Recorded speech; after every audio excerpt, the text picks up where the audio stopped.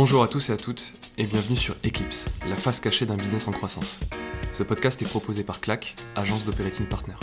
Chaque mois, nous recevrons un invité qui abordera une ou plusieurs problématiques rencontrées lors des phases de croissance de son entreprise, qu'elles soient RH, financière, marketing ou commerciale. L'objectif est de disséquer les solutions qui ont été mises en place et les actions concrètes pour réussir ces changements d'échelle. L'objectif final pour vous est de sortir de chaque épisode avec un apprentissage à implémenter directement dans votre boîte. Bonne écoute. Salut Arthur. Et salut Kevin. Ah mais on l'a fait, on l'a fait en mode à la radio. On l'a fait en mode radio, ouais. D'accord. Salut Kevin. Je suis très content de t'accueillir sur ce podcast. Tout le plaisir est pour moi. Je crois que s'il y a bien une personne qu'il fallait qu'on fasse venir sur ce podcast, c'est toi. T'en mets trop. Je te sauce un peu trop. Ouais non mais c'est bien. C'est bien. C'est bien. Du coup je te mets à l'aise, comme ça tu pourras nous lâcher un peu les dessous de la croissance. 4 parties aujourd'hui Arthur. Première partie, tu vas nous parler un petit peu de toi, parce que moi je te connais très bien, mais je pense que la communauté aura beaucoup en apprendre sur toi. Deuxième partie, on fera un focus sur un sujet de croissance, qu'il soit positif ou négatif. Le tout, c'est que tu puisses nous donner un petit peu les backstage de ce que tu as vécu et comment tu as trouvé des solutions. On fera un petit focus après sur ce que tu en as appris. Et après une petite conclusion pour partager à la communauté ce qu'ils pourraient retirer de tout ça. Merveilleux. Ça te va ? Ouais. Qui es-tu Arthur ? Qui es-tu ? Je suis donc entrepreneur dans la restauration depuis 7 ans. J'ai une formation dans la restauration, je fais une école hôtelière. Et j'ai fait ensuite une licence, un master en ingénierie de la restauration. C'est un peu pompeux, mais c'est pour devenir en fait concepteur de restaurant. Okay. J'ai bossé 10 ans à Paris dans les groupes de restauration et je suis revenu en 2014 à Toulouse, puisque je suis toulousain. Très bien. Et du coup, je suis revenu en 2014 pour entreprendre et l'idée initiale, c'était de créer une chaîne de restauration. J'avais déjà l'ambition de faire une chaîne. C'est d'abord un restaurant, finalement. De restauration qui s'appelle Duck Me, qui est de la restauration rapide à base de canard. Okay. L'idée, c'était de surfer sur la mode de la restauration rapide de l'époque, qui est toujours, mais qui était déjà en forte croissance. Et de proposer le canard, qui était un produit, le produit du cœur de la région Midi-Pyrénées. Et donc du coup d'allier restauration rapide et viande de canard. Ça c'était quoi, en 2012, 2013 ? C'était 2013. On a ouvert un restaurant, j'ai ouvert un premier restaurant en 2013, ou 14-13 je crois. C'est lequel le premier ? Rue de la Pomme. Et ensuite j'ai ouvert assez rapidement un deuxième restaurant, fort du succès commercial du premier. Un deuxième restaurant à La Beige, sur lequel j'aurais dû absolument m'abstenir, mais je l'ai fait parce que j'avais très faim de faire très vite beaucoup de restaurants. Et un troisième en 2015, je crois, en 3 ans on a fait 3, rue de Rémusat. Et l'idée aussi, c'était de m'appuyer sur un laboratoire de production, puisque mon père était traiteur, il avait un outil de transformation. Et le métier de traiteur étant assez compliqué, il avait une phase de difficultés financières, et donc c'est surtout ça aussi qui m'a motivé, c'était de venir collaborer à l'entreprise familiale et venir apporter mon aide à la famille. Et c'est comme ça que j'ai démarré. Donc du coup ça c'était la phase croissance, donc il y a eu la phase décroissance puisqu'on en parlera après peut-être. Puisque en fait ça a bien marché, mais pour des raisons que j'ai analysées et dont on pourra discuter après, j'ai dû me séparer du restaurant de La Beige qui a jamais été rentable et qui nous a tiré quand même gravement vers le bas, et me recentrer, puisqu'en fait quand tu crois mais que tu décrois aussi, c'est assez explosif, donc ça peut aller très vite dans un sens mais très vite dans l'autre aussi. Et quand tu commences à bouffer un peu de l'argent, on n'est pas dans la tech, donc les levées de fonds à 20 millions, c'est pas pour nous. Donc nous, on fait des levées de fonds complexes et poussives à 300 000 qui nous mettent 2 ans, si tu veux. Donc c'est pas tout à fait l'appétence pour la restauration, et malheureusement pas la même que pour des applis de rencontres. Donc du coup, j'ai dû me séparer de La Beige, donc là j'ai liquidé et j'ai revendu le restaurant de la rue de la Pomme, parce que j'arrivais plus en fait à gérer le tout, pour me recentrer sur un seul et sauver en fait les murs. Ce qu'on a réussi à faire, puisqu'aujourd'hui ça va, on est rentable et on a laissé quelques plumes quand même, mais on a un restaurant qui fonctionne, donc ça c'est cool. Et depuis, comme j'étais pas trop destiné à juste être le gérant d'un restaurant, j'étais venu pour entreprendre, pas juste être. C'est un beau métier, le gérant de restaurant, mais c'était pas ce que je voulais faire. Moi je voulais créer des entreprises et faire de la croissance. Et donc je me suis rapproché par l'intermédiaire aussi du laboratoire, puisque l'outil du coup était surdimensionné par rapport. Il était prêt pour 10 restaurants, donc c'était trop pour un seul homme. Et donc du coup, lui a commencé un peu à flancher un peu, avait besoin d'activité, et je me suis rapproché comme ça d'un entrepreneur qui s'appelle Maxime Desjardins, qui est l'entrepreneur qui a repris ou du moins développé l'enseigne Le Kiosque, puisque c'était à sa mère, restauration vietnamienne. Et on s'est associés pour développer cette enseigne. Okay, et donc ça depuis 3 ans et demi, je crois. Et donc on a créé des restaurants avec Le Kiosque, et on en a plein d'autres à créer, donc ça c'est cool. Donc, je fais du développement en restauration toujours. Je crois qu'il y a une ouverture à Bordeaux prochainement. Donc, il y a absolument, là, à l'heure où on enregistre, ça se trouve quand ça sera dans les bacs, on sera déjà ouvert à Bordeaux, donc venez nous voir à Bordeaux. Magnifique. Ce que je te propose du coup, Arthur, merci pour cette présentation, c'est d'aborder sur la partie problématique, moi un sujet que j'aimerais bien creuser avec toi. Ouais. C'est comment est-ce que tu vois déjà dans un premier temps une phase de décroissance et comment est-ce que tu prends la décision à un moment donné de couper 2 restaurants sur 3 alors que ton ambition c'était plutôt de multiplier par 3. Alors, la première question c'est comment tu le vois. En fait tu le vois pas en fait. Enfin, le problème c'est ça en fait, c'est que tu le vois pas. Quand tu t'en aperçois, généralement c'est un peu trop tard. C'est pour ça que c'est important d'avoir des associés, ou c'est important d'être entouré, parce qu'en fait, généralement, il y a une espèce de déni quand même. Il y a un mix des deux, il y a un peu d'ignorance, parce que t'es peut-être les nez dans le guidon, donc t'as pas les tableaux de bord mensuels qui t'expliquent ce que tu crames. Et il y a une grosse part de déni, on va pas se le cacher, sur le fait que oui, mais ça va passer, ou c'est un mauvais mois, c'est compliqué de se dire qu'en fait que tu fais pas de fric, quoi. Enfin, du moins, quand tu crées une entreprise, c'est quand même à la base pour être rentable et pour pouvoir être florissant. Donc se dire que tu as atteint une entreprise qui marche pas, c'est assez douloureux, donc tu te le dis pas trop, ou du moins tu te le dis, mais pas à la hauteur de ce que c'est en fait. Donc tu minimises les problèmes, tu veux pas trop regarder les trucs en face. Et puis après, en fait c'est le cash qui, selon la position du compte, elle trompe pas ou non. Si la signal d'alerte c'est ton compte en banque, c'est que c'est déjà trop tard en fait, que ça fait déjà un moment qu'il y a un problème et tu dois te rendre compte. Parce que là, du coup, pour redresser. Un peu l'historique, tu ouvres le premier restaurant de la Pomme. Ça fonctionne du coup, puisque ça fonctionne. J'ai jamais eu trop de rente. Enfin moi malheureusement je suis plus un mec du développement que de la gestion. Okay. Après j'ai appris à mes dépens, parce que quand même quand tu te fais face au tribunal de commerce et que tu divises par 4 tes équipes, tu finis par gérer un peu mieux ta note d'électricité, quand même tu commences à te calmer. Donc je l'ai appris par la force des choses et par les raclés que j'ai pris. À la base, j'étais plutôt un mec entrepreneur, justement, par la croissance. Tant que tu ouvres, tout ira bien. C'est une espèce de fuite en avant, l'investissement, la dette. Du coup, 2 restaurants supplémentaires avec un premier associé, tu as assez peu de visibilité. Tu as peu de visibilité. Parce que du coup, tu fais rêver. Parce que le concept, le concept était cool. Si on peut garder un truc de Duck Me, c'est que le concept était cool. Et puis on a un marketing un peu frais. On me parle encore du canard géant. Ouais, voilà, c'est ça. Sur la place du Capitole. Ouais, c'est ça. On avait fait quand même des OP1 de street market un peu cool.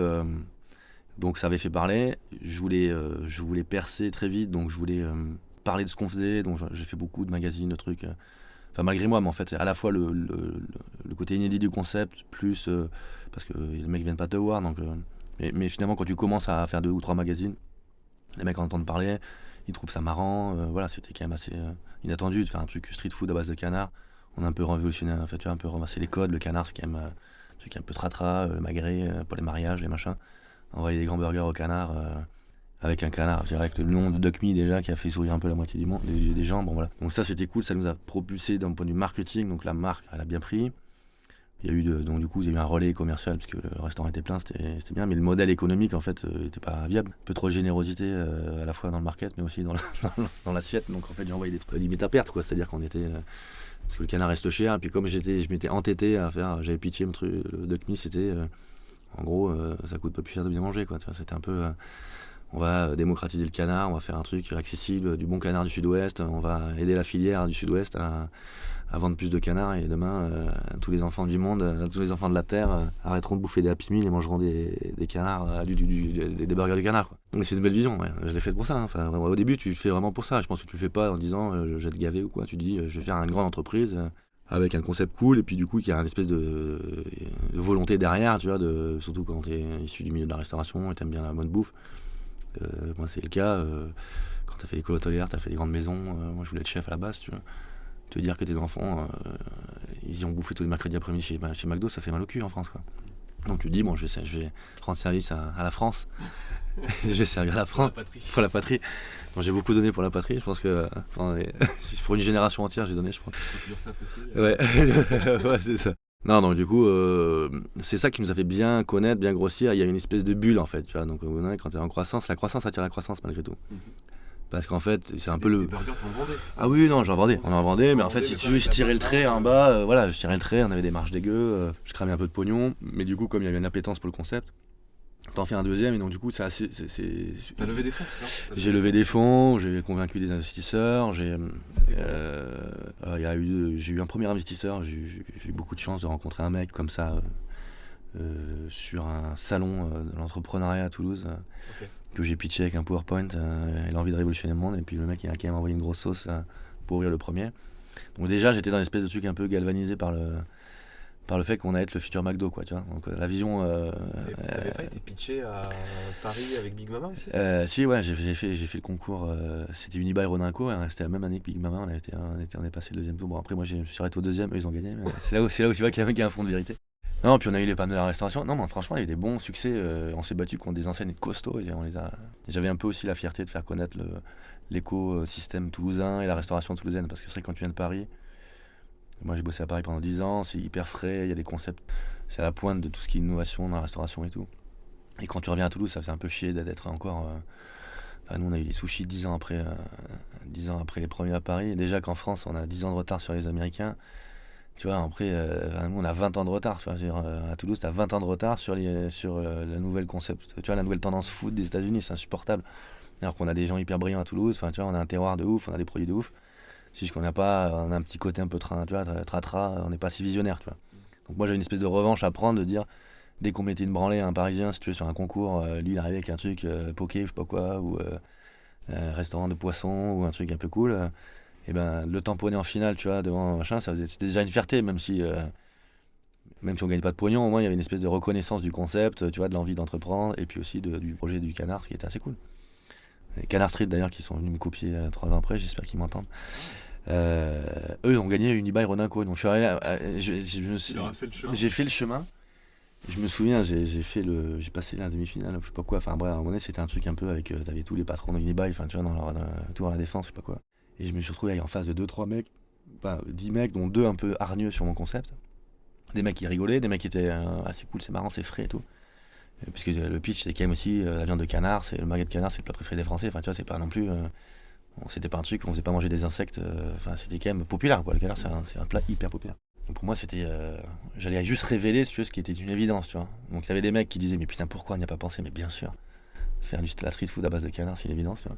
Et t'avais toujours des mecs un peu cons, un peu chiants, et qui te disaient oui, non, mais tout le monde mange pas de canard, mais si, mais ça. Alors il avait fait faire des études market, tu vois, par une junior school qui m'avait montré que j'avais raison, tu vois, comme d'hab, quoi. Enfin, pas comme d'hab que j'ai raison, c'est-à-dire que tu leur demandes de te montrer des trucs, tu les payes, et les études te montrent ce que tu as envie d'entendre, en fait. Et donc je me suis fait chier dessus sur le concept. Faut pas dire des gros mots quand même, peut-être. Je me suis fait emmerder. Ouais. Enfin, tu vois, hyper challengé sur le concept. Et les mecs, Canard Street qui arrive, qui dit oui, j'ai une idée avec mon pote en Chine. Putain, mais on s'est dit, mais pourquoi est-ce qu'on mettrait pas du canard dans un burger? C'est incroyable. Donc, je les taquine un peu parce que je pense qu'ils entendront peut-être ces mots-là, donc faut que je fasse attention à ce que je dis. Mais ils sont à Lille. Ouais, ils sont à Lille. Non, t'inquiète. Puis en plus, maintenant, je pense qu'ils ont 2-3 difficultés aussi. Donc, on est des frères de difficultés maintenant. C'est-à-dire, si vous voulez m'appeler les gars, je sais comment on sort de la merde maintenant. Vous pouvez... et eux ont gagné le concours Unibail Rodinco, tu vois. Donc c'est cool, non, mais tu vois, c'est un peu toujours le côté. C'est le côté timing, ça aussi. Totalement. Il n'y a pas que c'est pas la bonne idée ou le bon emplacement, enfin c'est faux, c'est une espèce de combinaison de tout, tu vois, qui fait que ça marche. Donc nous, il y avait la côté marketing frais, on a révolutionné un peu on a un peu bougé les trucs, mais c'était un peu trop tôt peut-être, tu vois. Big Fernand, enfin tu vois, c'est arrivé 4 ans après, tu vois, à Toulouse par exemple. Le burger premium, il n'était pas mature, tu vois, encore à Toulouse.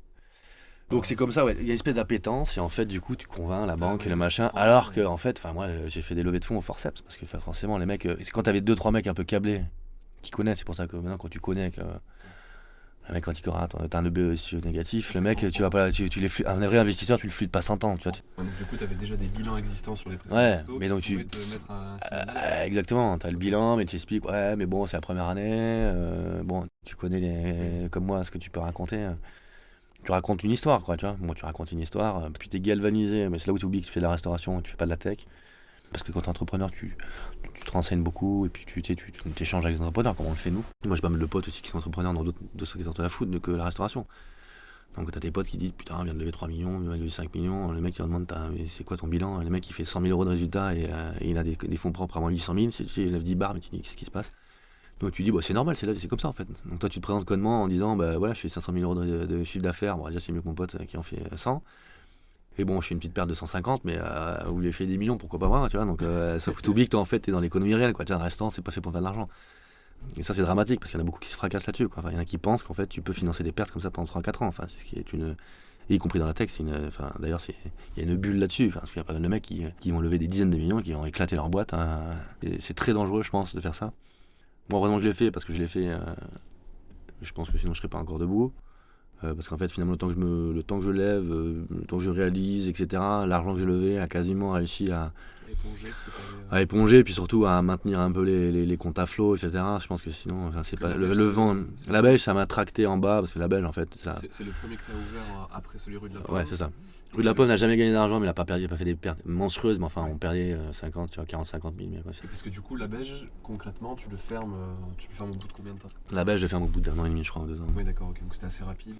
Assez rapide, mais. Enfin, Vidi, non, j'aurais dû m'en rendre compte avant parce que j'ai quand même laissé, j'ai remis dedans. Enfin, on aurait jamais dû. Enfin, en plus, c'était hyper structurel le truc, c'était mauvais emplacement, mauvais délire, quoi.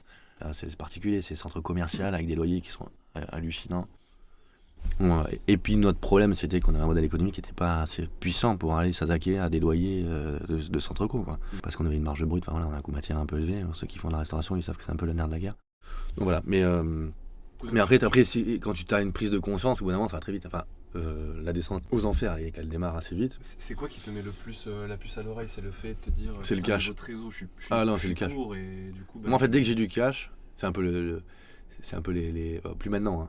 Je vais rassurer mon associé, sinon il croit encore comme ça. À l'époque, dès que tu as du cash, tu dis c'est qu'il y a du carburant, tu peux continuer à avancer, quoi. Tu vois. Ouais. Une espèce de fatalité comme ça, hop, mais c'est bon, on va retrouver combien il manque, je vais retrouver, tu vois. Parce qu'en plus, t'es galvanisé, t'as levé une fois, tu dis, mais on s'en fout, c'est normal pour une boîte de démarrer, de perdre de l'argent. Enfin, tu vois, dans une espèce de fausse impression qu'en fait, tu peux perdre de l'argent. Non, c'est faux. Si tu perds de l'argent, c'est pas bon. Tu peux, mais si c'est maîtrisé et tu sais pourquoi, tu sais que ça, enfin voilà, que c'est fait en conscience, ou enfin voilà, faut être hyper délicat avec ça. Et là, il y a une espèce de truc, on va se dire, mais on ouvre, on s'en fout. J'ai ouvert le 3e alors que la Belge était éclatée. Hein, donc, enfin, finalement, avec cette espèce de force, j'ai arrivé à ouvrir un 3e restaurant, convaincre une 3e banque. Alors que j'en ai 2 qui gagnent pas d'argent quand même. Donc ça veut dire quand même que finalement avec la force, quand t'as la conviction, t'arrives toujours quand même, tu vois. Mais au bout d'un moment c'est trop, quoi, tu vois. Au bout d'un moment c'est un peu ce pyramide de Ponzi, quoi, tu vois. J'ai fait une petite Madoff tranquille, tu vois. En gros c'est ça. Parce qu'en plus ceux qui font de la restauration ou du retail le savent, tu vois. Généralement tu surinvestis un peu tu surfinances un peu des dettes pour aller plonger un peu les pertes de l'autre. Donc en fait tu gonfles tes prêts un peu. Enfin voilà, il y a une espèce de course aussi, de fuite en avant, tu vois, du système. Et le nerf de la guerre, c'est quand même faire des exploitations rentables, quoi. Tu fermes la Belge, du coup, qui était sur une structure juridique à part? Ouais. Donc ça, j'ai quand même filialisé et tout, machin, donc j'ai pu couper les branches sans égratigner le reste. C'est quoi, du coup, quand tu fermes la Belge et que t'as toujours ton emprunt, du coup Ah bah là, c'est ton banquier qui t'appelait jamais, commence à t'appeler. Non, c'est la face cachée de l'entrepreneuriat, ça, on n'en parle pas. Les cautions, les garanties, les banques, le tribunal de commerce, ça j'ai jamais entendu personne ne m'avait parlé de ça, bizarrement. Non, parce que du coup quand tu lèves des millions, t'y penses pas. Exactement, t'y penses pas, sauf que du coup tu sais très bien qu'il y a sur 10 startups, il y en a 7 qui fondent, ouais. Donc il y en a 7 mecs qui sont quand même gaufrés forts, et on les entend jamais, c'est un truc de ouf. En France, on n'en parle pas. Du coup, il se passe quoi? Donc, t'as un appel des cautions perso? Ah ouais, quand tu fais une liquidation, tu vas au tribunal de commerce, tu déposes le bilan, donc t'as des dettes sur lesquelles, bon, de toute façon, les loyers, tu les paieras pas. Hein. Ouais. T'es pas caution, heureusement, t'es pas caution perso sur les loyers de Carrefour Property, parce que sinon, je pense que j'ai dû.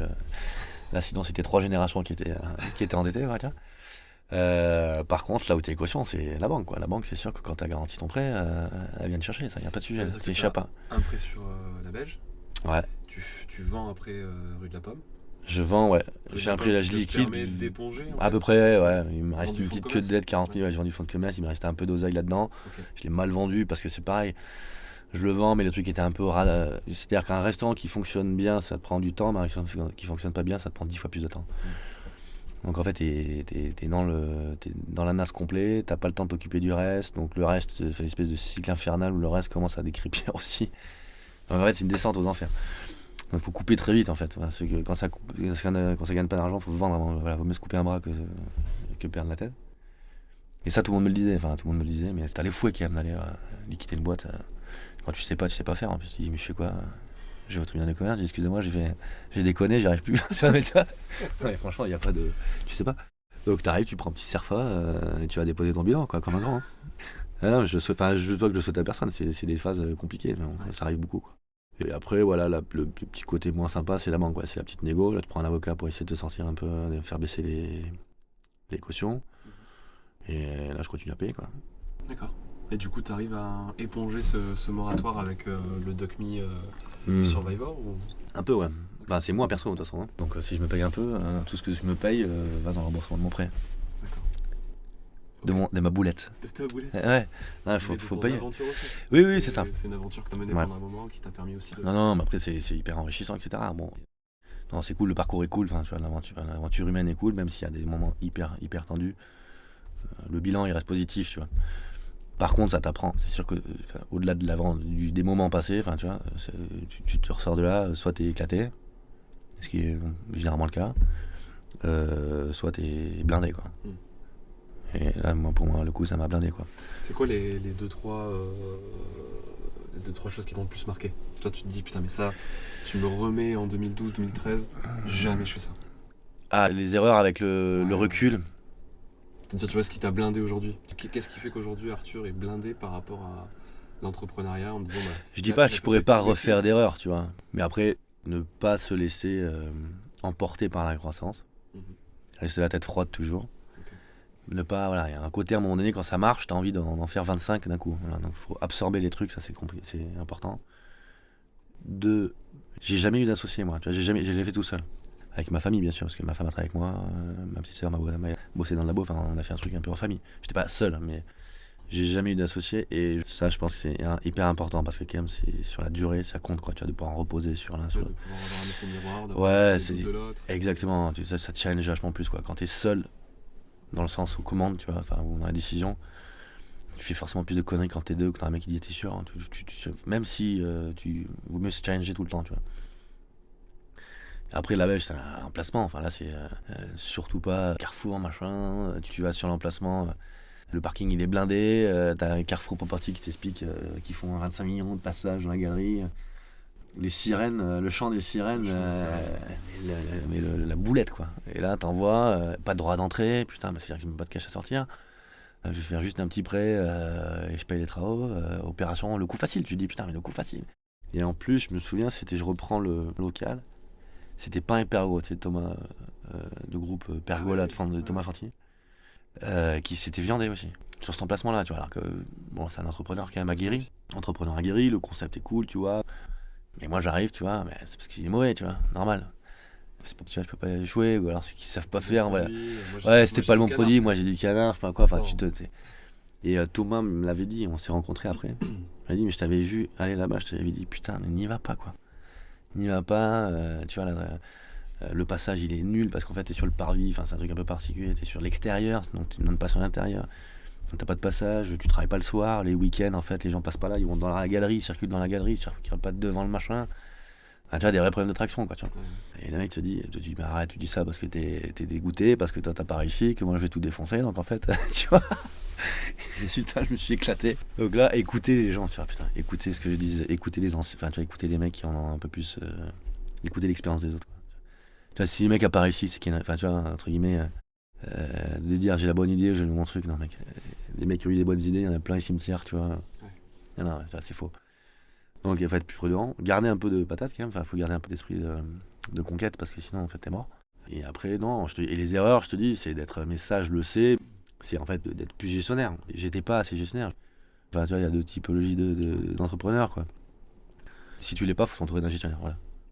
Et du coup ça rejoint bien les trois points que tu dis, c'est que le premier c'est de pas se laisser embarquer par le marketing qui a autour d'un concept d'une bonne idée justement. L'envie en fait, c'est parce que t'as envie. Oui, voilà, c'est ça. T'as envie, j'ai envie d'en faire un deuxième, oui, mais en fait c'est un peu comme un gamin, je veux un nouveau jouet, quoi. Mais non, derrière c'est compliqué, voilà, c'est compliqué.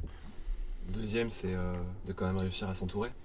Ouais. Le troisième c'est d'arriver à être un peu plus gestionnaire et d'écouter les gens qui te disent mais là tu devrais peut-être pas y aller. Ouais, exactement. Regarde tes chiffres. Ouais, regarde tes chiffres. Tu penses que c'est une insulte quand t'es entrepreneur, tu dis on n'est pas là pour les chiffres, on est là pour niquer le monde. Et moi je suis déjà super loin voilà. pour pas regarder. Mais t'as pas compris, on est là pour révolutionner le monde, là mec, on n'est pas là, arrête de me parler de ton loyer. Alors qu'en fait, Et quand tu plantes une boîte ou que tu te commences à regarder les comptes, tu dis, mais on paye ça comme électricité, mais c'est vachement haut en fait. Non, enfin, tu vois, c'est bizarrement, tout te paraît hyper cher. Tu vois, là où tu t'en battais complet. Tu vois, les employés, tu dis, putain, t'as envie d'embaucher tout le monde. Dès que t'es un mec bonnard, tu dis, vas-y, à bosser avec moi. Voilà, la croissance, c'est du monde, c'est je veux qu'on soit 150 dans 2 ans. Quoi, tu vois. Non, mais mec, non. Tu vois, et là, tu dis, mais ça coûte cher en fait. Là. Et toute cette phase de décroissance, du coup, si t'avais un truc à retenir, genre en mode, putain, mais ça m'a vraiment hanté, ou ça, c'était vraiment hyper dur. C'est à un moment donné, le boulet, le vent du boulet qui passe. Je me suis vu vraiment, tu vois, je vais reprendre un boulot demain et je vais devoir rembourser pendant 30 ans, quoi. Tu vois. Je me suis vu vraiment être condamné et condamner mes enfants, quoi. Tu vois. Là, tu dis, c'est chaud quand même, tu vois.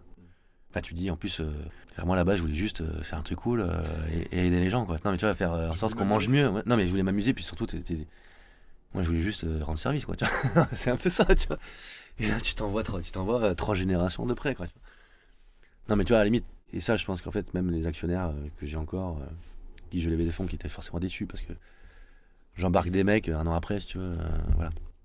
Mais ils ont senti que c'était sincère, tu vois. Quand je l'ai fait, je pensais, tu te dis, mais en fait, c'est une passe, on va redresser les marges, clac, ça va repartir. Tu ne veux pas le voir, tu vois, tu te dis, ça va repartir. Ces espèces de trucs, ça va repartir, ça va partir. Tu vois, c'est un peu le mec qui tombe du 20e et au 3e, il dit, jusqu'ici, tout va bien, mais c'est vraiment ça, tu vois. Et donc du coup, forcément, ça déçoit un peu les gens. Mais à un moment donné, quand tu prends la claque en disant bah, ça va s'arrêter, en fait, tu vas t'éclater. Effectivement, la douche, elle est vénère. J'ai fait quelques nuits blanches, je te cache pas.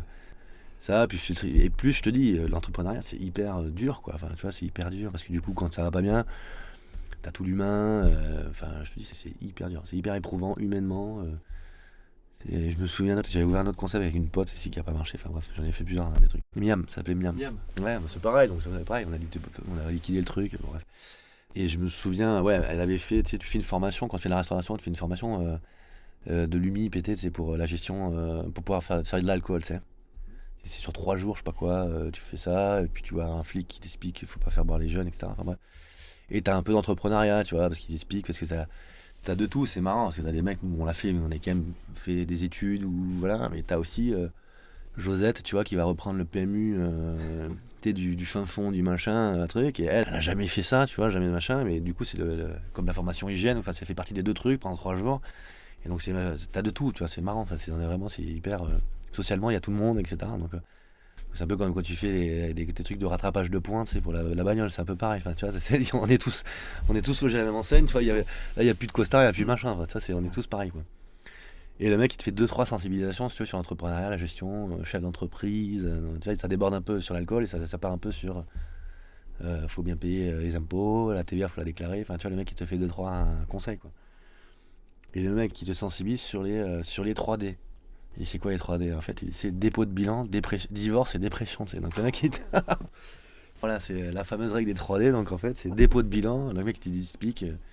Donc faire attention, parce que si tout va mal, ça peut. Généralement, t'as la règle des 3D, donc tu déposes le bilan, tu divorces et tu fais une dépression derrière, quoi. Tu vois. On était là, putain, mais c'est macabre, quoi. Là, nous, on est là, on était jeunes, on a envie d'entreprendre et tout, et le mec, il t'envoie des grandes leçons en te disant qu'à tout moment, tu peux crever, tu vois, et tu peux t'envoyer tout. Mais il avait raison de ouf, quoi. Enfin, tu vois, c'était bien de le dire. C'était malvenu, parce que c'est peut-être pas le timing de le faire, tu vois, mais effectivement.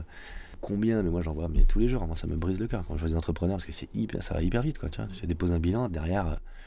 Tu perds tout ce que tu avais mis, tu te tends avec ta femme et tu finis alcoolique. J'insiste pour que les gens entreprennent, tu vois, je pense que c'est une bonne chose. Mais en France, enfin, ailleurs dans le monde, mais en France particulièrement, parce qu'effectivement, il n'y a pas de filet, il n'y a rien.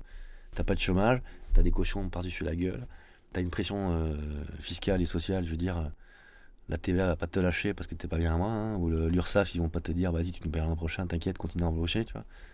Donc eux, tu continues à te faire tabasser, il n'y a pas de répit en fait. Voilà. Y a pas, si pendant le Covid on a eu un petit répit, ils nous ont lâché, mais bon, on va la payer la sauce maintenant. Mais tu vois, il n'y a pas de. Si ça va mal, ça peut aller vite très très mal. C'est pas, allez, vous payez plus d'impôts, relevez-vous, toi, mais ça devrait, quoi. Tu vois, je sais pas, j'embauche 15 personnes, tu vois.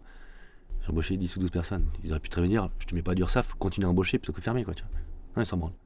Ils t'appellent 3000, 4000, huissier, rappel, deuxième rappel, tribunal de commerce, derrière ça s'enchaîne. Ils te courent, ils te pendent, quoi. Ils s'en foutent, hein. Ils sont pas là pour faire dans la dentelle, quoi. Tu vois, c'est genre. Puisqu'ils partent du principe que si tu payes pas, c'est que t'es un escroc, tu vois, ou tu roules en Ferrari, quoi. Tu vois. Toi, tu t'es jamais payé pendant 5 ans, tu vois, et tu prends des courriers du shit, parce que t'as pas payé les 80% d'URSSAF du SMIC, du mec qui était au SMIC, quoi. Tu vois. Non, c'est compliqué, ouais. Bon, du coup, ça c'était pour la partie vraiment dark. Ouais, dark, là on est dans le dark side là. Il Faut pas que ça déçoive, les gens. En fait, il faudrait que tu reviennes pour un autre épisode qui dira comment j'ai rebondi. Bah si je suis encore là, c'est que tu rebondis. Si t'es encore là, Non, après, tu rebondis fort quand même. Enfin, tu rebondis plus fort, t'as une espèce de résilience folle. Oui, parce qu'en fait, je pense que si t'as toujours la soif d'entreprendre, c'est que t'as quand même eu suffisamment d'apprentissage et que t'as suffisamment confiance en toi, que tu t'es reconstruit pour te dire ok, j'ai merdé, maintenant je vais pas faire les mêmes choses. Et t'es résilient en fait. Et puis le plus gros, je te dis, pour la plus grosse qualité, la seule, enfin si je devais en garder qu'une d'un entrepreneur, c'est la résilience, c'est la seule. Et c'est ça qui nous différencie en fait d'un salarié entre guillemets, ou oui, d'un salarié globalement, ou d'un fonctionnaire. Voilà. Nous on est capable d'en prendre plus que la moyenne. Ça c'est une certitude, moi je pense, mais même il y a des différentes catégories et généralement ceux qui sortent de l'entrepreneuriat, c'est les bouffes étaient trop fortes. Tu vois, c'est un peu ça, si tu continues à pédaler, ça va continuer à avancer, tu vois. Et en fait ceux qui sortent de l'entrepreneuriat, c'est parce qu'ils ont décidé, ils abandonnent quoi. Je fais pas du tout un procès à ceux qui abandonnent, parce que je te dis, c'est tellement dur que moi je sais même pas comment à un moment donné c'est passé à deux doigts quoi, tu vois, j'aurais dû arrêter, c'était tellement débile. On retiendra ça du coup. Ouais. Pas arrêter de pédaler. Ah ouais non, faut jamais s'arrêter. Si t'arrêtes, tu te trompes. Ok. Merci beaucoup Arthur pour ton passage. Mais je vous en prie, on se vous voit, non, ça fait plus radio sérieuse. On se voit. Ouais. Et après du coup c'est bien, puis là il vous voit pas, mais il a mis la petite chemise, le petit gilet. On n'est pas sur YouTube en direct? Non, du coup on n'a pas le live Twitch encore. Bon, merci beaucoup, et tu repasseras pour un prochain épisode. Ça va. C'est la fin de cet épisode, merci pour votre écoute. Si cet épisode vous a plu, vous pouvez le partager à votre famille, vos amis, vos collègues, et nous suivre sur les réseaux sociaux Eclipse Podcast sur LinkedIn et Instagram. Merci et à très vite pour un nouvel épisode.